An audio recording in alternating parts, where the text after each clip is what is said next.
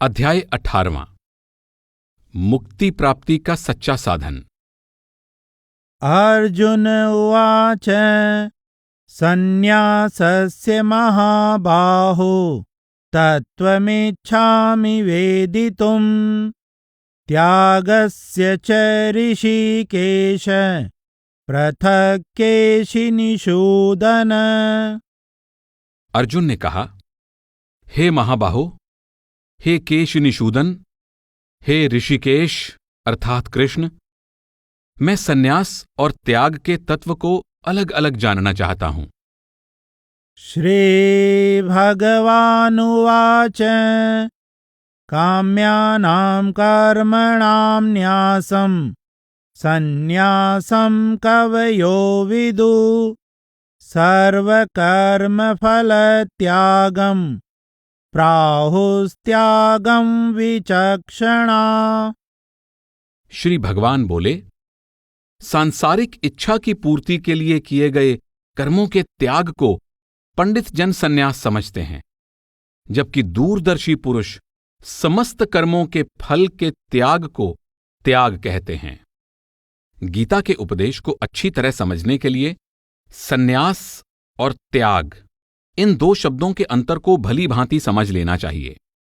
गीता के अनुसार सन्यास का पारिभाषिक अर्थ है सभी कर्मों का त्याग, जबकि त्याग का अर्थ है कर्मों के फलों की इच्छा का त्याग।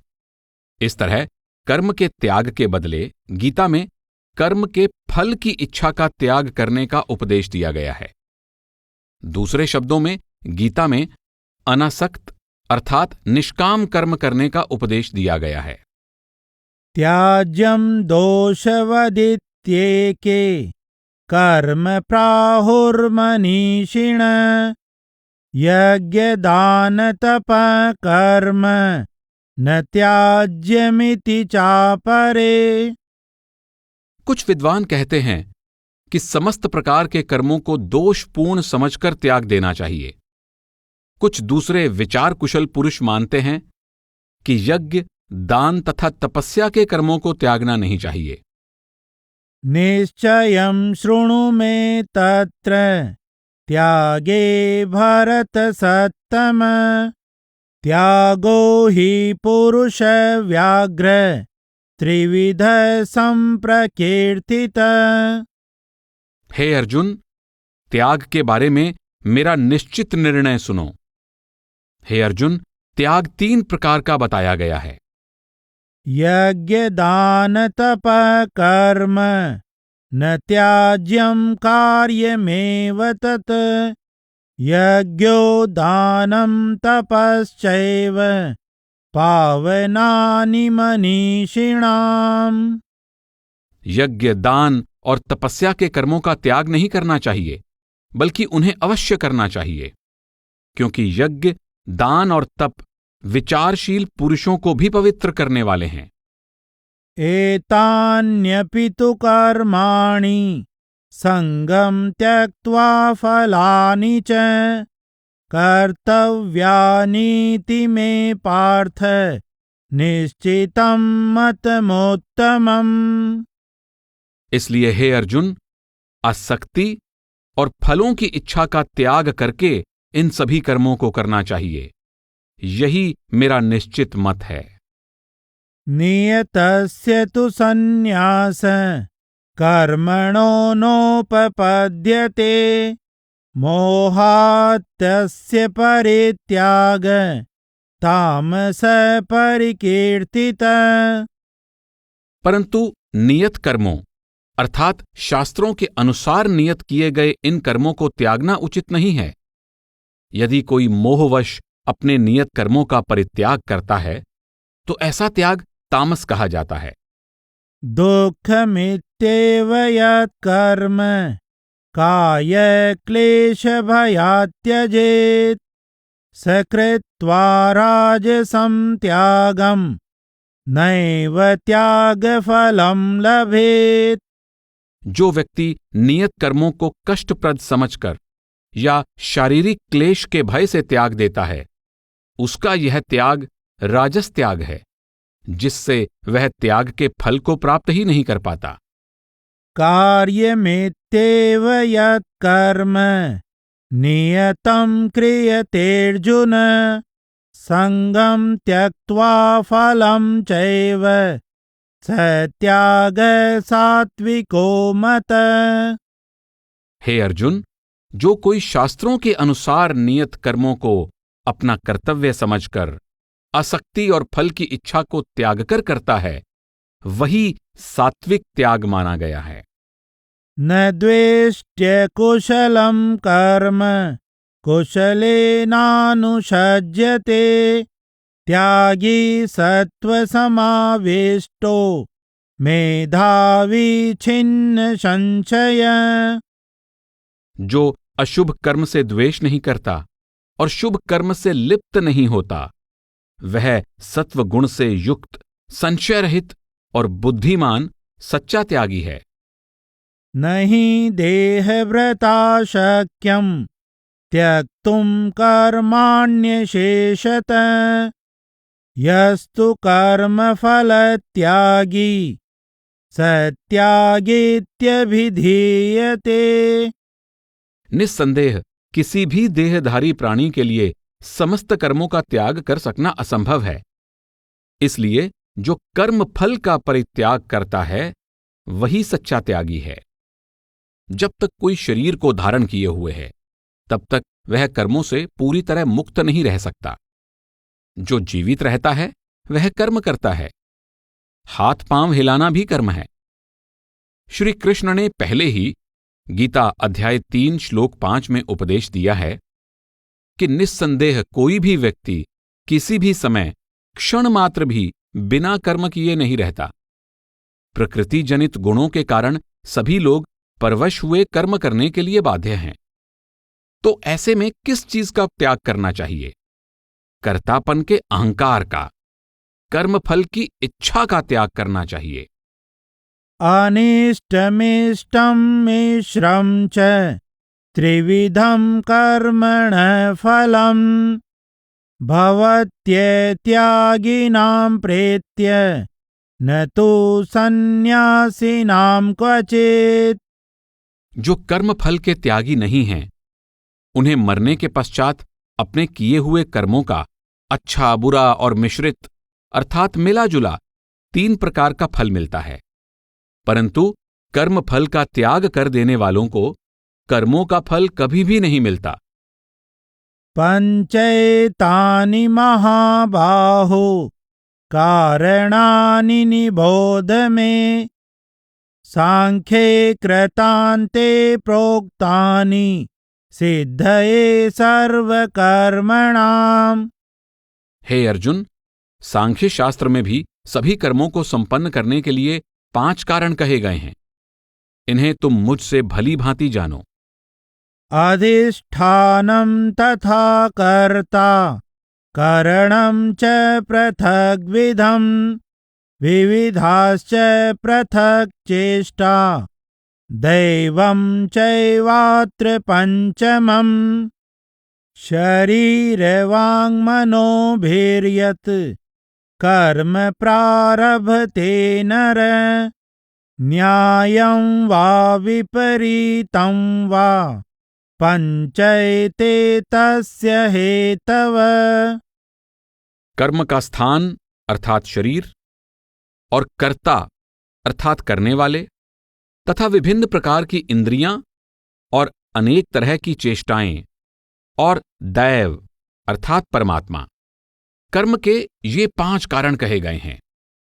मनुष्य अपने शरीर, मन या वाणी से जो भी उचित या अनुचित कर्म करता है, वह इन 5 कारणों के फलस्वरूप होता है। तत्रैवं सति कर्तारम् आत्मानं केवलं तु यः पश्यत्यकृतबुद्धित्वात् न स पश्यति दुर्मति। ऐसा होने पर भी जो बुद्धि के विकृत होने के कारण कर्मों के होने में केवल आत्मा को ही कर्ता समझता है, वह कुबुद्धि वाला मनुष्य यथार्थ को नहीं समझता। यस्य नाहंकृतो भावो बुद्धिर्यस्य न लिप्यते हत्वापि सैमान् लोकान् न हन्ति न निबध्यते। जिसके अंदर अहंकार का भाव नहीं है, जिसकी बुद्धि सांसारिक पदार्थों में फंसी हुई नहीं है, वह संसार में लोगों को मारकर भी न तो मारता है और न पाप से बंधता है। जो व्यक्ति कर्म का कर्ता होने के अहंकार से मुक्त है, वह अपने को परमात्म शक्ति का निमित्त मात्र समझकर ब्रह्मांड की व्यवस्था को कायम रखने के लिए कर्म करता है। किसी विशेष परिस्थिति में उसे कोई भयानक कार्य करना पड़ सकता है, जिसे वह बिना किसी स्वार्थ की इच्छा या लक्ष्य को ध्यान में रखे केवल अपना कर्तव्य समझकर करता है। यद्यपि दुनिया की दृष्टि से वह किसी को मारता है, पर वास्तव में वह किसी को मारता नहीं, क्योंकि वह जानता है कि आत्मा वास्तव में न तो किसी को मारती है और न ही किसी के द्वारा मारी जाती है। इसका यह भाव बिल्कुल नहीं है कि भगवत गीता किसी को भी बिना दंड पाए अपराध करने के लिए उकसाती है। बुरे कर्म अज्ञानतावश किए जाते हैं तथा बुद्धिमान पुरुष अक्सर बुरे कर्मों से अपने आप को दूर रखते हैं।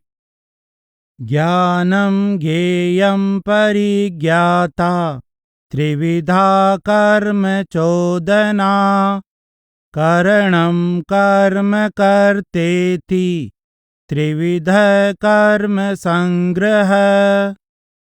ज्ञान, ज्ञाता और ज्ञेय, ये तीनों कर्म को प्रेरणा देने वाले कारण हैं। कर्ता, करण और कर्म, यह 3 प्रकार का कर्म संग्रह है।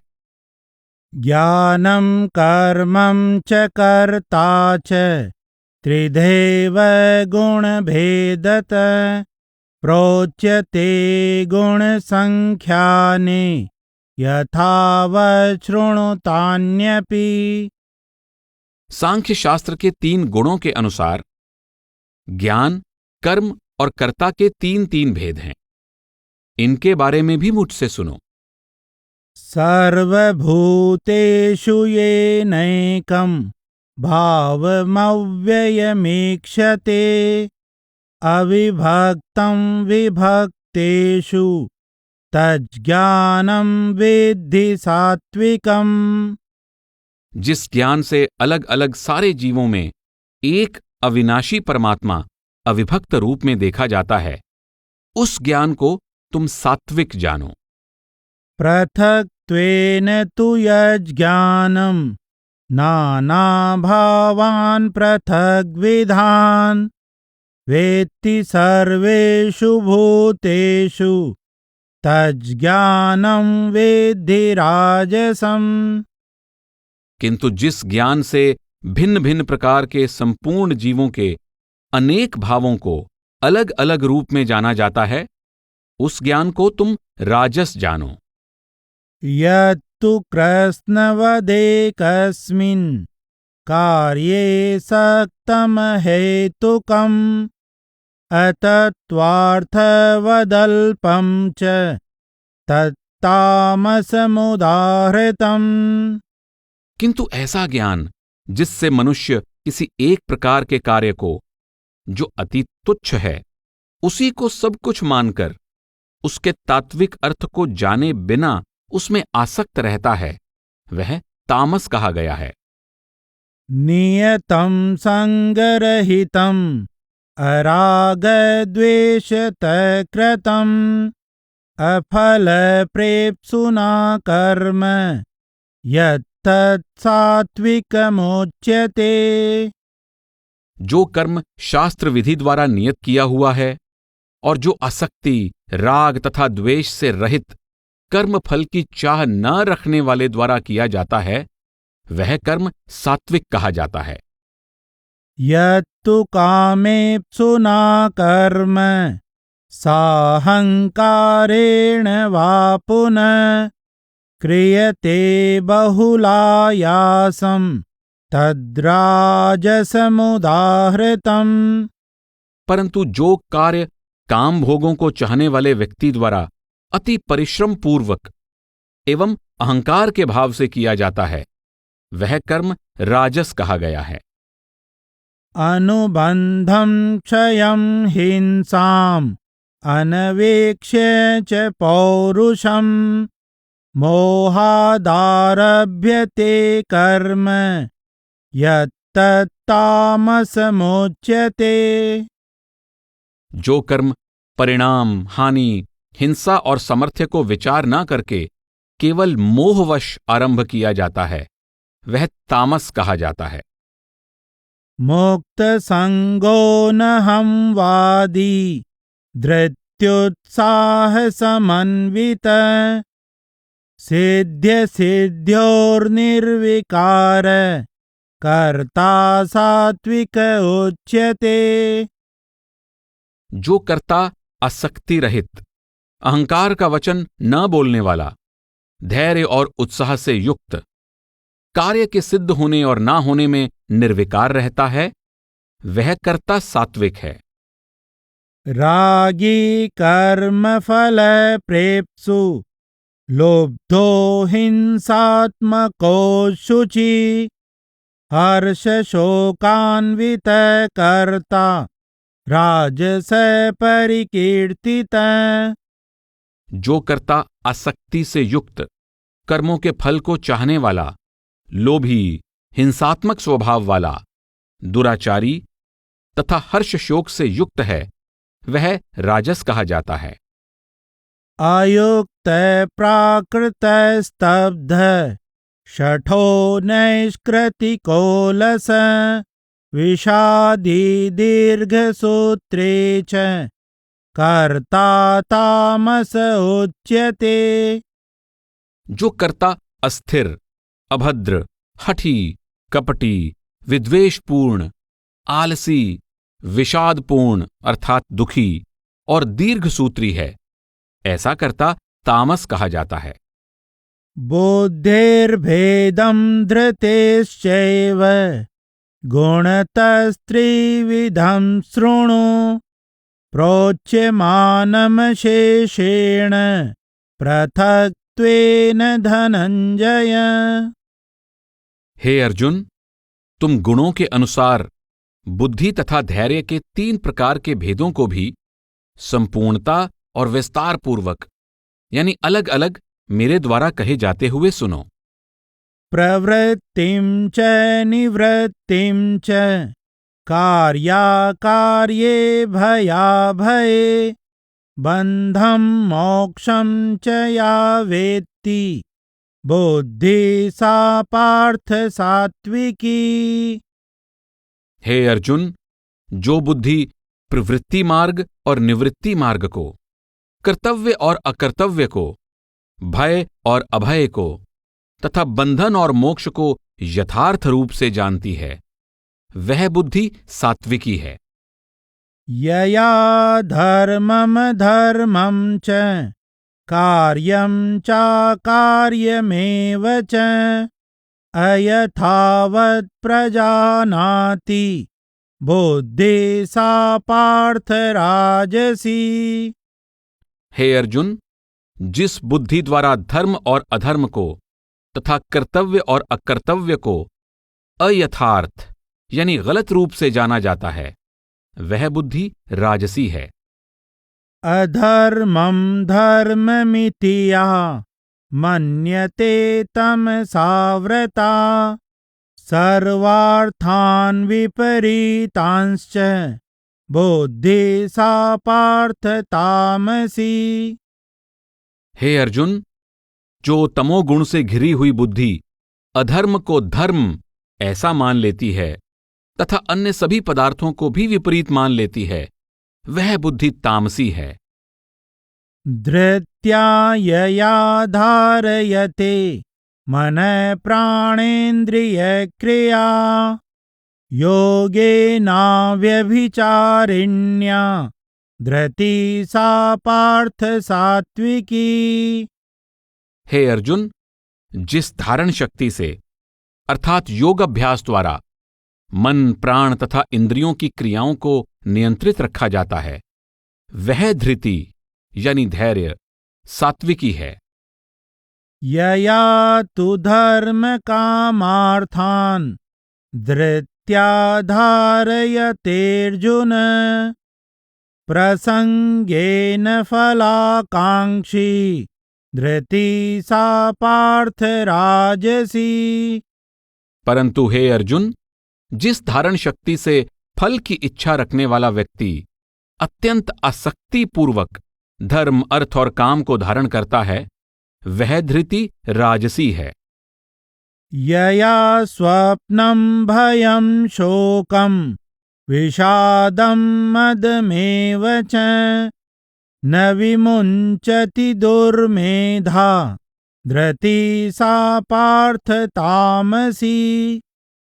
जिस धारण शक्ति से दुष्ट बुद्धि वाला निद्रा, भय, चिंता, दुख तथा उन्मत्तता यानी मतवालापन को नहीं छोड़ता, हे अर्जुन, वह धृति तामसी है।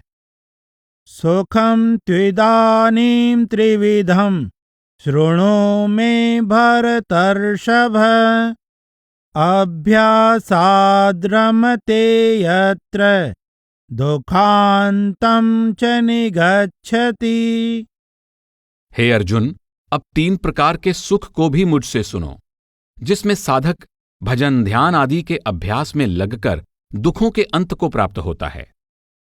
यत्तदग्रे विषमिव परिणामे मृतोपमं तत्सुखं सात्विकं प्रोक्तम् आत्मबुद्धि प्रसादजम्।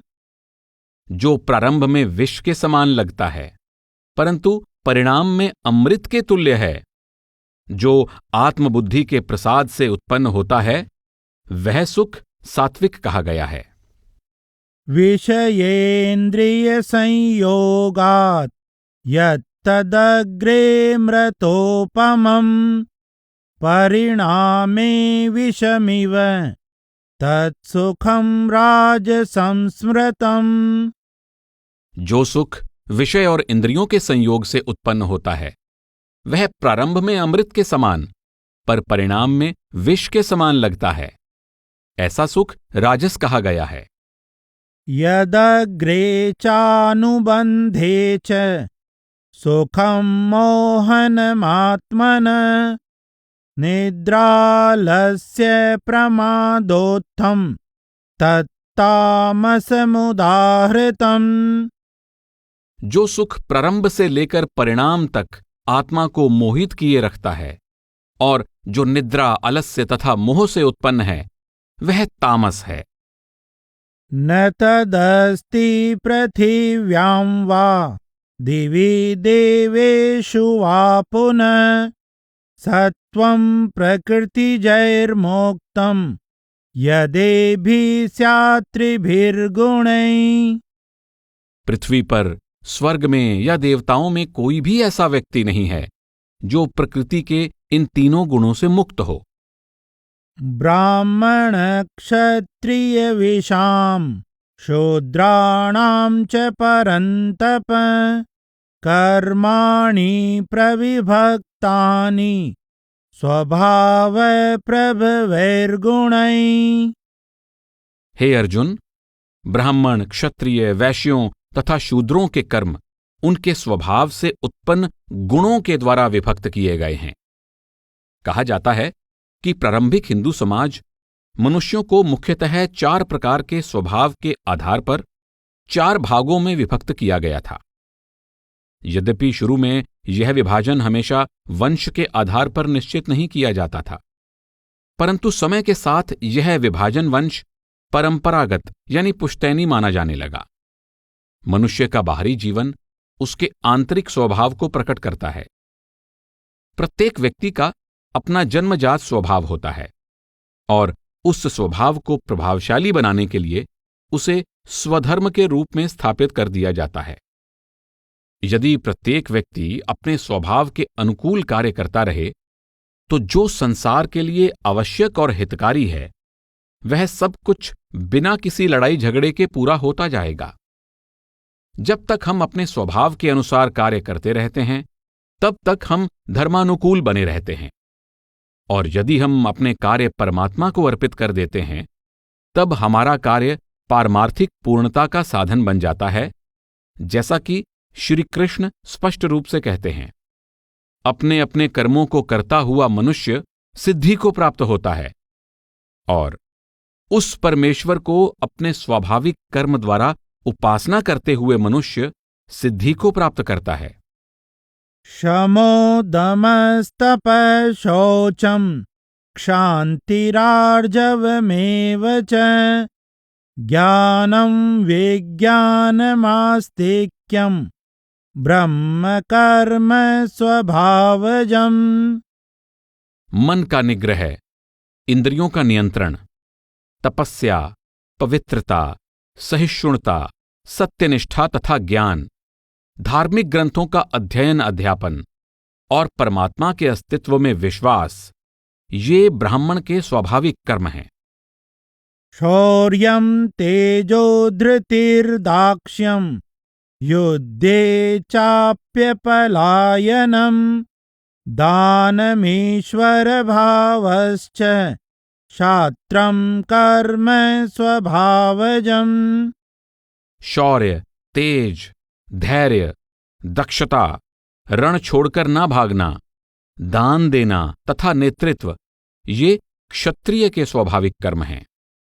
कृषि गौरक्ष वाणिज्यं वैश्यकर्म स्वभावजं परिचर्यात्मकं कर्म शूद्रस्यापि स्वभावजम्। कृषि, गोपालन तथा वाणिज्य यानी व्यापार, ये वैश्य के स्वाभाविक कर्म हैं और सेवा करना शूद्र का स्वाभाविक कर्म है। स्वे स्वे कर्मण्यभिरत संसिद्धिं लभते नर स्वकर्मनिरत सिद्धिं यथा विन्दति तच्छृणु। अपने अपने कर्मों को करता हुआ मनुष्य सिद्धि को प्राप्त होता है। अपने कर्म में लगा हुआ मनुष्य जिस प्रकार सिद्धि को प्राप्त करता है, उसके बारे में सुनो। यत प्रवृत्तिर्भूतानां येन सर्वमिदं ततं स्वकर्मणा तमभ्यर्च्य सिद्धिं विन्दति मानव।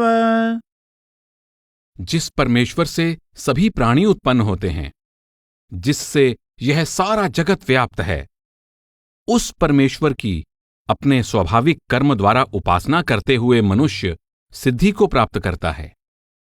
श्रेयान् स्वधर्मो विगुण परधर्मात् स्वनुष्ठितात् स्वभावनियतं कर्म कुर्वन्नाप्नोति किल्बिषम्।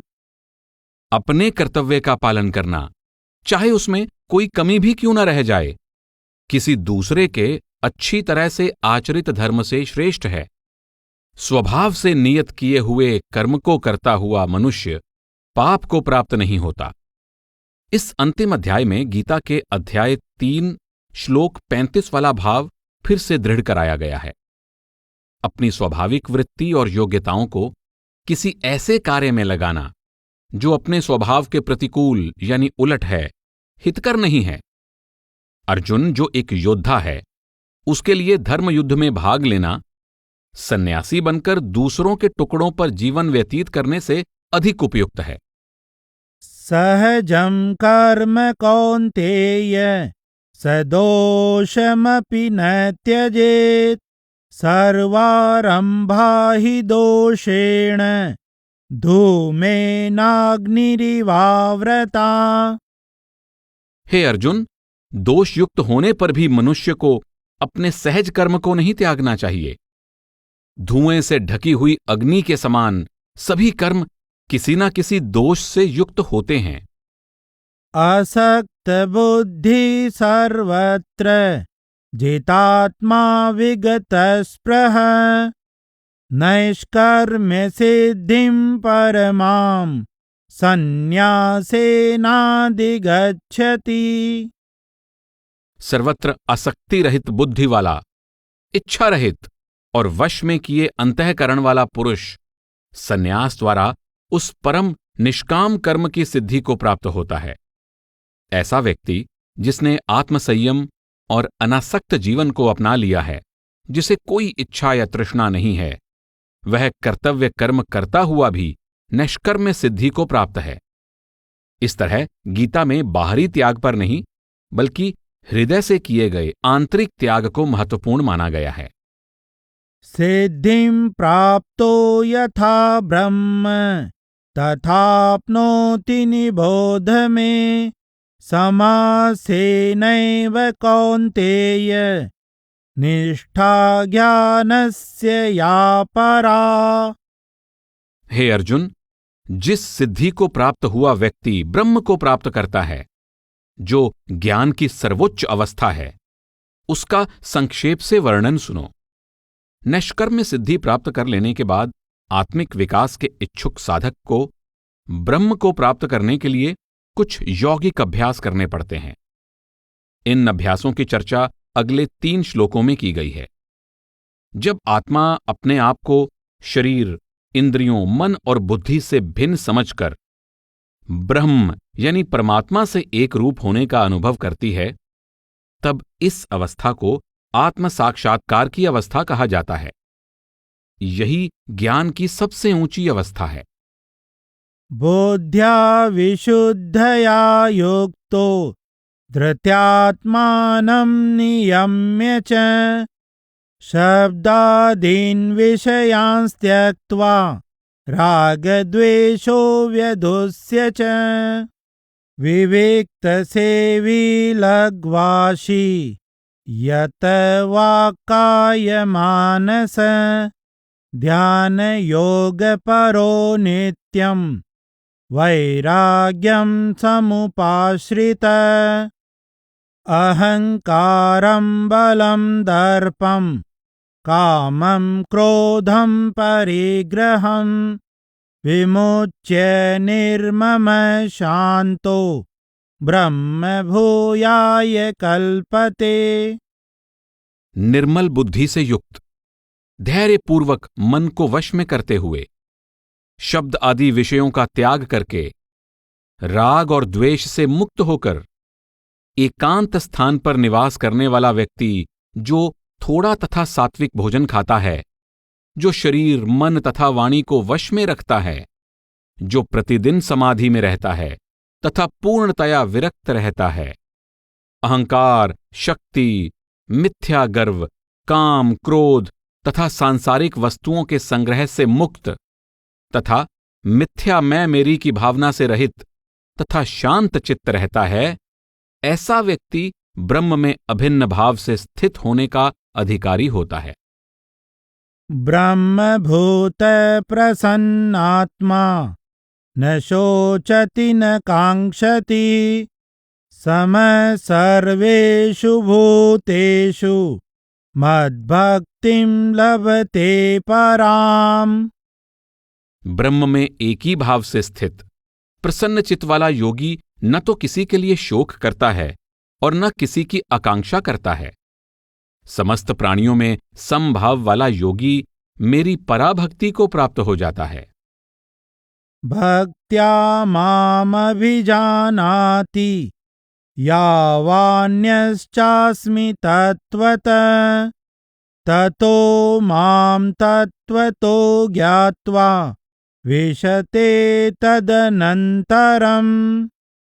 पराभक्ति के द्वारा वह मुझ परमात्मा को, जो मैं हूं और जैसा हूं, यथार्थ रूप से जान लेता है, तब वह मुझको तत्व से जानकर तत्काल ही मुझ में प्रवेश कर जाता है। अपने आप को शरीर, मन आदि से अलग करने तथा ब्रह्म से एकता का अनुभव करने के बाद आत्मा के अंदर पूर्ण निर्मल श्रेष्ठ भक्ति अर्थात पराभक्ति विकसित हो जाती है। इस भक्ति से परिपूर्ण होकर यह एकाग्र और अविचल भाव से अपने मूल स्रोत परमात्मा से मिलने के लिए ऊपर उठती है। इस प्रकार यह परमात्मा को पूर्ण रूप से जान लेती है और उनके सच्चे स्वरूप में समा जाती है। इस प्रकार आत्म साक्षात्कार प्राप्त करने के बाद आत्मा पराभक्ति के द्वारा अपने सर्वोच्च लक्ष्य परमात्मा को प्राप्त कर लेती है। सर्वकर्माण्यपि सदा कुर्वाणो मद्व्यपाश्रय मत्प्रसादादवाप्नोति शाश्वतं पदमव्ययम्। संपूर्ण कर्मों को सदा करता हुआ भी मेरे परायण हुआ मेरा भक्त मेरी कृपा से शाश्वत तथा अविनाशी पद को प्राप्त हो जाता है। चेतसा सर्वकर्माणि मयि सन्न्यस्य मत्पर बुद्धियोगमुपाश्रित्य मच्चित्त सततं भव। सब कर्मों को मन से मुझे अर्पण करके मेरे परायण होकर तथा समबुद्धि रूप योग का आश्रय लेकर निरंतर मुझ में चित्त लगाए रखने वाले बनो। मच्चित्त सर्वदुर्गाणि मत्प्रसादात् तरिष्यसि अथ चेत्त्वमहङ्कारान् न श्रोष्यसि विनक्ष्यसि। मुझ में लीन चित्त वाला होकर तुम मेरी कृपा से सभी कठिनाइयों को पार कर लोगे, पर यदि अहंकारवश मेरे वचनों को नहीं सुनोगे तो नष्ट हो जाओगे।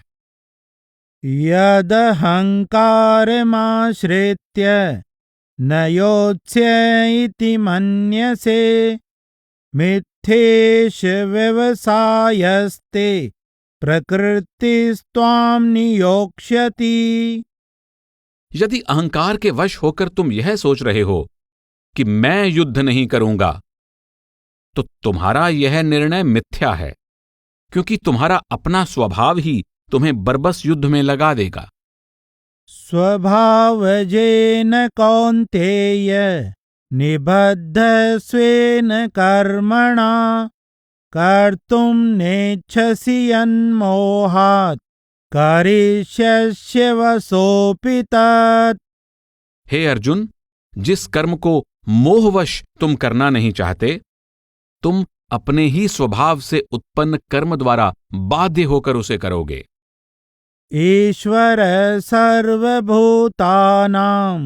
हृद्देशेऽर्जुन तिष्ठति भ्रामयन् सर्वभूतानि यंत्रारूढ़ानि मायया। हे अर्जुन, ईश्वर सभी जीवों के हृदय में स्थित है, जो अपनी माया द्वारा यंत्र में आरूढ़ यानी चढ़े हुए के समान सभी जीवों को घुमा रहा है, अर्थात भ्रमित कर रहा है। तमेव शरणं गच्छ सर्वभावेन भारत तत्प्रसादात् परां शान्तिं स्थानं प्राप्स्यसि शाश्वतम्। हे अर्जुन, तुम सब तरह से प्रेम पूर्वक उस परमेश्वर की ही शरण में जाओ। उसकी कृपा से तुम परम शांति तथा स्थायी अर्थात अचल धाम को प्राप्त करोगे। इति ते ज्ञानमाख्यातं गुह्याद् गुह्यतरं मया विमृश्येतदशेषेण यथेच्छसि तथा कुरु। इस प्रकार गोपनीय से भी अति गोपनीय ज्ञान मैंने तुम्हें कह दिया है। इस पर पूरी तरह विचार विमर्श करके तब जो चाहो सो करो। सर्वगुह्यतमं भूय शृणु मे परमं वच इष्टोऽसि मे दृढमिति ततो वक्ष्यामि ते हितम्। मेरे सबसे अधिक गोपनीय परम वचन को तुम फिर से सुनो। तुम मुझे अत्यंत प्रिय हो, इसलिए मैं तुम्हारे लिए हितकर वचन ही कहूंगा।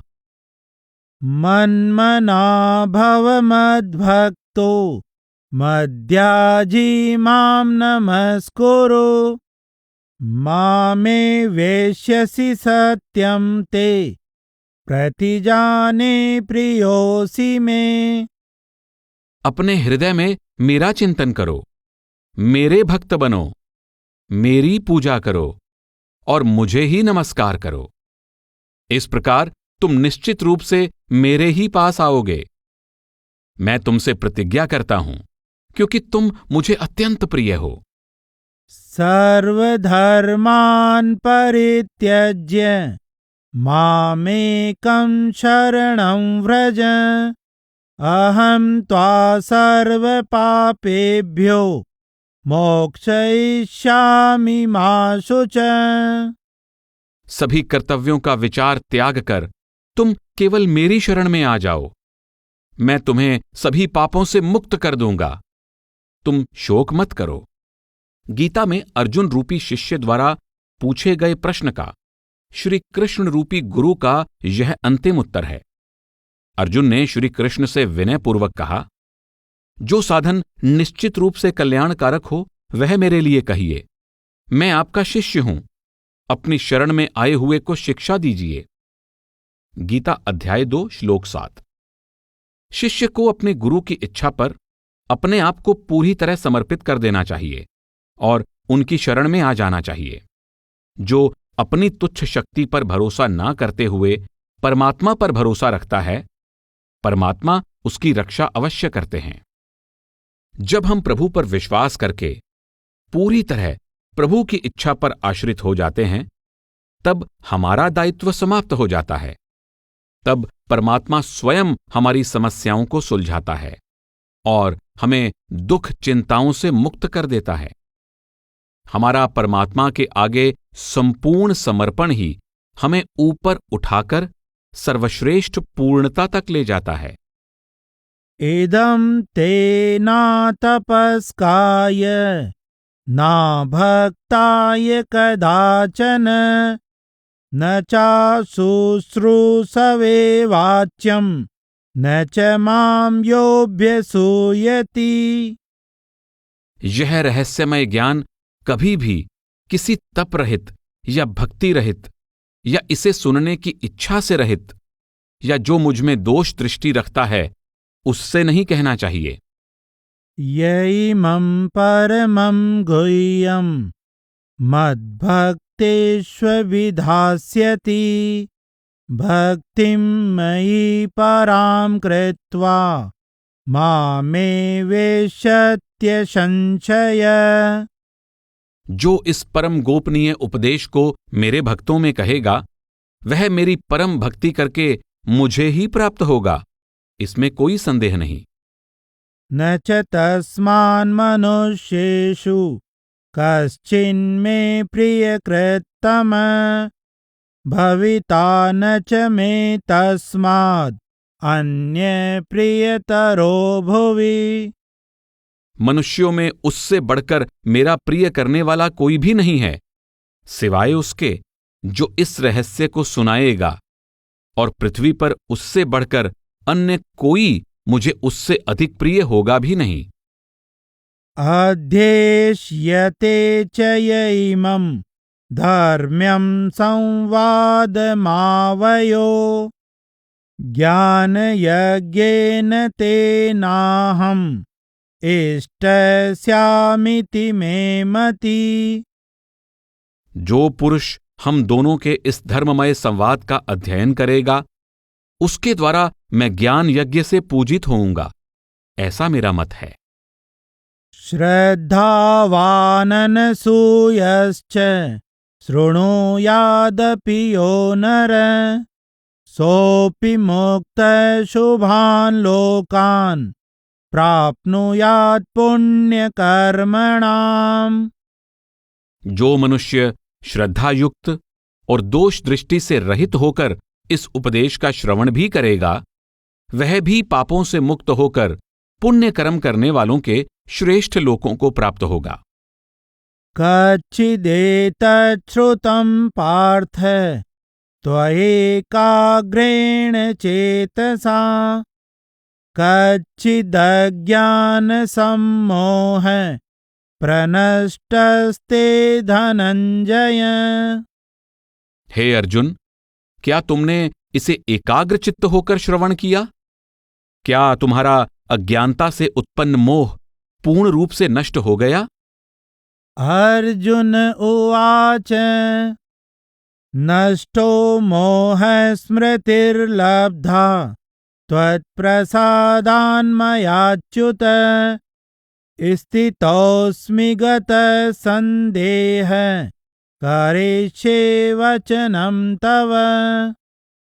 अर्जुन ने कहा, हे कृष्ण, आपकी कृपा से मेरा मोह नष्ट हो गया है और मैंने स्मृति प्राप्त कर ली है। अब मैं संशय रहित होकर स्थित हूं तथा आपकी आज्ञा का पालन करूंगा। संजय उवाच इत्यहं वासुदेवस्य पार्थस्य च महात्मनः संवादमिमम श्रोषम् अद्भुतं रोमहर्षणम्। संजय ने कहा, इस प्रकार मैंने श्री कृष्ण और महात्मा अर्जुन के इस अद्भुत रोमांचक संवाद को सुना। व्यास प्रसादाश्रुतवान् एतद्गुह्यमहं परम् योगं योगेश्वरात् कृष्णात् साक्षात् कथयत स्वयं। श्री व्यास जी की कृपा से मैंने इस परम गोपनीय योग को स्वयं योगेश्वर श्री कृष्ण द्वारा कहे जाते हुए प्रत्यक्ष सुना है। राजन् संस्मृत्य संस्मृत्य संवादमिममद्भुतम् केशवार्जुनयो पुण्यं हृष्यामि च मुहुर्मुहुः। हे राजन अर्थात धृतराष्ट्र, श्री कृष्ण और अर्जुन के इस अद्भुत और पवित्र संवाद को बार बार याद करके मैं बार बार हर्षित हो रहा हूं। तच्च संस्मृत्य संस्मृत्य रूपमत्यद्भुतं हरे विस्मयो मे महान् राजन् हृष्यामि च पुनः पुनः। हे राजन, श्री कृष्ण के उस अत्यंत अद्भुत रूप को भी बार बार स्मरण करके मेरे चित्त में महान विस्मय होता है और मैं बार बार हर्षित हो रहा हूं। यत्र योगेश्वर कृष्णो यत्र पार्थो धनुर्धर तत्र श्रीर्विजयो भूतिर्ध्रुवा नीतिर्मतिर्मम। जहां योगेश्वर श्री कृष्ण हैं, वहां धनुर्धर अर्जुन हैं। वहीं पर ऐश्वर्य, विजय, विभूति तथा अचल नीति है, ऐसा मैं मानता हूं। पारमार्थिक अभ्यास में सफलता प्राप्त करने के लिए सर्वप्रथम एक सच्चे आध्यात्मिक गुरु की आवश्यकता है, जो परमात्मा की प्राप्ति की सही युक्ति प्रदान करे, और दूसरे, बिना हिचकिचाहट गुरु के उपदेश का पालन करने वाला पूर्ण आज्ञाकारी शिष्य होना चाहिए, जो एक कुशल धनुर्धर की तरह अपने ध्यान को पूर्णतः एकाग्र करके अपने लक्ष्य का सफलतापूर्वक भेदन करे। इसीलिए यहां गीता में कहा गया है कि जहां श्री कृष्ण जैसा योगेश्वर गुरु हो और अर्जुन जैसा धनुर्धर शिष्य हो, जो एकाग्रचित्त होकर आत्मारूपी तीर को परमात्मा रूपी निशाने पर चलाता हो, वहां सफलता की प्राप्ति सुनिश्चित है। मुंडकोपनिषद अध्याय 2 श्लोक 14 में शिष्य को निपुण धनुर्धर के रूप में प्रस्तुत करने का भाव बड़े ही सुंदर ढंग से प्रकट किया गया है। इसमें कहा गया है, परमात्मा का वाचक प्रणव ही मानो धनुष है, यह जीवात्मा ही बाण है और परमात्मा ही लक्ष्य हैं। एकाग्रचित्त होकर पारमार्थिक अभ्यास में लगे रहने वाले प्रमाद रहित साधक द्वारा ही यह लक्ष्य बेधा जा सकता है। आत्मा परमात्मा को वैसे ही प्राप्त करती है जैसे लक्ष्य को बेध कर बाण उसमें समा जाता है।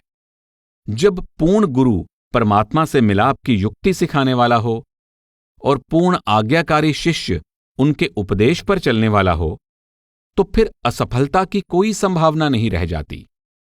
शिष्य को निश्चित रूप से सफलता अर्थात विजय तथा दिव्य गरिमा अर्थात लोक और परलोक की शोभा या प्रतिष्ठा प्राप्त हो जाती है, और वह शिष्य संसार के जीवों की भलाई का कार्य भी पूर्ण नैतिकता के साथ करता रहता है, तथा साथ ही वह परमात्मा से मिलाप के आध्यात्मिक उद्देश्य की सिद्धि में भी सफल हो जाता है। इस तरह से उसके जीवन के सांसारिक और आध्यात्मिक दोनों उद्देश्य भली भांति पूर्ण हो जाते हैं। इस प्रकार मुक्ति प्राप्ति का सच्चा साधन नामक 18वां अध्याय समाप्त होता है।